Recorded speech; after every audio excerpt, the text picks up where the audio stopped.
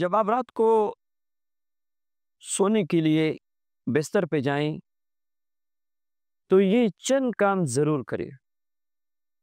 انشاءاللہ رات کی وباؤں سے، بلاؤں سے، مصیبتوں سے، جنات و شیاطین کے شر سے آپ کی حفاظت ہوگی۔ سب سے پہلے وضو بنائے، کوشش کرے کہ آپ کی یہ عادت بن جائے کہ آپ باوضو سویا کرے، اللہ آپ کی حفاظت فرمائیں گے۔ آیت الکرسی سونے سے پہلے، آنکھ لگنے سے پہلے ضرور ایک مرتبہ پڑھ لیجیے۔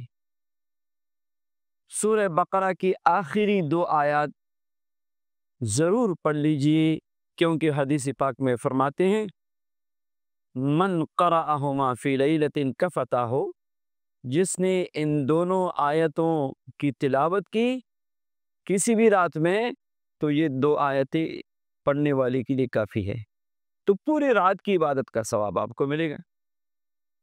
اور آخری 3 کل 3 بار ضرور پڑھ کے اپنے ہاتھوں پہ دم کر کے پورے بدن پہ مل لے۔